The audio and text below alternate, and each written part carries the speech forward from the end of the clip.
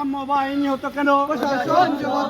ঢাকা বিশ্ববিদ্যালয়ের sir A F Rahman হল ছাত্রদলের সাহিত্য এবং প্রকাশনা সম্পাদক শাহরিয়ার আলম সাম্য হত্যার বিচারের দাবিতে সুনামগঞ্জ সরকারি কলেজ ক্যাম্পাসে কলেজ ছাত্রদলের বিক্ষোভ মিছিল এবং সমাবেশ অনুষ্ঠিত হয়েছে।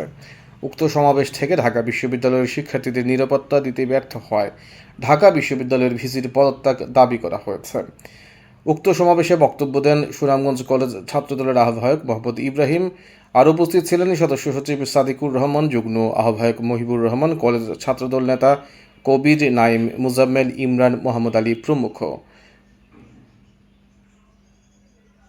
উল্লেখ্য, ঢাকা বিশ্ববিদ্যালয়ের শিক্ষার্থী এবং ছাত্রদল নেতা শাহরিয়ার আলম সাম্য হত্যার ঘটনায় নিরাপত্তা দিতে ব্যর্থ হয় উপাচার্য মোহাম্মদ ডক্টর নিয়াজ আহমেদ খান এবং প্রক্টর অধ্যাপক সাইফুদ্দিন আহমেদের পদত্যাগ দাবি করেছে ছাত্রদল। বুধবার ঢাকা বিশ্ববিদ্যালয়ের রাজু ভাস্কর্য থেকে মিছিল নিয়ে তারা ভিসি চত্বরে উপাচার্যের বাসভবনের সামনে অবস্থান নেন এবং কেন্দ্রীয় ছাত্রদল এবং বিশ্ববিদ্যালয়ের শাখার ছাত্রদলের নেতাকর্মীরা এতে অংশগ্রহণ করেন। ঢাকা বিশ্ববিদ্যালয় ছাত্রদলের সভাপতি গণেশচন্দ্র রায় সাহস বলেন, ঢাকা বিশ্ববিদ্যালয়ের ক্যাম্পাসে কিভাবে একজন শিক্ষার্থীকে প্রকাশ্যে মধ্যরাতে লাইটিং অবস্থায় কুপিয়ে হত্যা করা হয়, উপাচার্যকে তার জবাব দিতে হবে। উপাচার্য কিভাবে মুচকি হাসি রেখে শপথে বহাল থাকেন, সেই প্রশ্নই আমরা করতে চাই। তিনি বলেন, অন্তর্বর্তীকালীন সরকার দেশের কোথাও আইনশৃঙ্খলা পরিস্থিতির উন্নত করতে পারেনি, তাই সরকারের অতি দ্রুত ভিসি প্রক্টরকে সরানোর দাবি জানাচ্ছি। না হলে শুধু ভিসি প্রক্টরের বিরুদ্ধে নয়, আমরা ইন্টারিম সরকারের বিরুদ্ধেও অবস্থান নিতে বাধ্য হব। এর আগে মঙ্গলবার রাতে উপাচার্যের বাসভবনের সামনে বিক্ষোভ শেষে ছাত্রদলের সাধারণ সম্পাদক নাসির ভিসি প্রক্টরের পদত্যাগের দাবি জানান।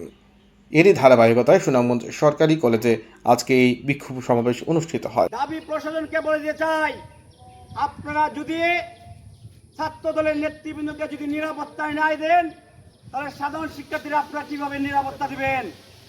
আপনারা জানেন, ছাত্র দলের প্রত্যেকটা নেতা কর্মী যখন সারা বাংলাদেশের প্রত্যেকটা বিশ্ববিদ্যালয় কলেজ শাখায় যখন ঘুরে বেড়াচ্ছে, সাধারণ শিক্ষার্থীদের নিয়ে যখন মতবিনিময় সভা করছে, তখনই দাবি প্রশাসন নীরব ভূমিকা পালন করছে। আমাদের ভাই যখন সাম্যকে হত্যা এই সন্ত্রাসীরা চালিয়েছে, আপনারা জানেন, ছাত্র দলের কিছুদিন আগেও আমাদের বেসরকারি বিশ্ববিদ্যালয়ের জাহিদুল ইসলাম পারভেজকে হত্যা করেছে।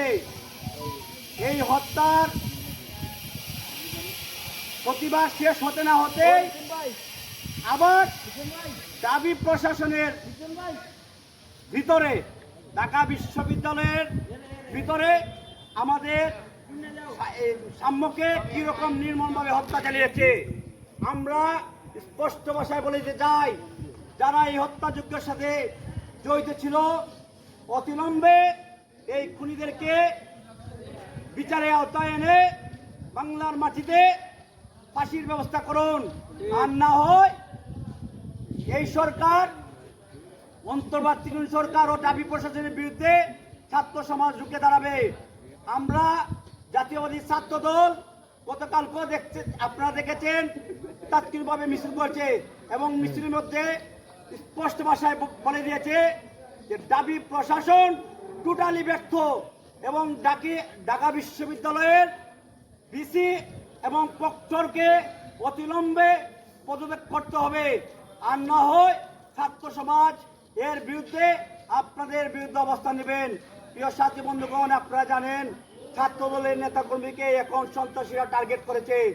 আমরা বলতে যাই, সন্ত্রাসীরা যে কোনো দলেরই হোক, আরেকটা যদি আমাদের ভাইদের উপর আঘাত হয়, বাংলাদেশের ছাত্র সমাজ, বাংলাদেশ জাতীয় ছাত্র দলের পরিবার কেউ কিন্তু বসে থাকবে না। আপনারা জানেন, এই বর্তমান সরকার নির্বাচন নিয়ে তালবানা শুরু করেছে।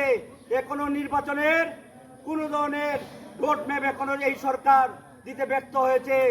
আমরা বাংলাদেশ জাতীয়বাদী দল সবসময় নির্বাচনের পক্ষে এবং সাধারণ মানুষের, জনগণের ভোটার অধিকার ফিরিয়ে দেওয়ার জন্য বাংলাদেশ জাতীয়বাদী দল বিএনপি 70 বছর আন্দোলন করেছে।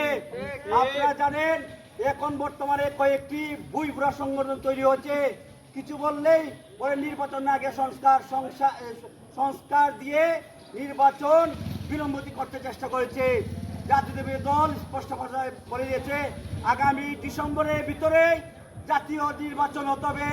এর আগে বাংলাদেশে কোনো স্থানীয় সরকার নির্বাচন দিতে দেওয়া হবে না।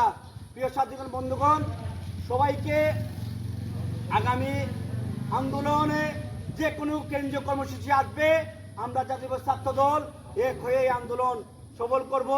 সবাইকে ধন্যবাদ জানিয়ে এবং আজকের প্রোগ্রামের সমাপ্তি ঘোষণা করছি।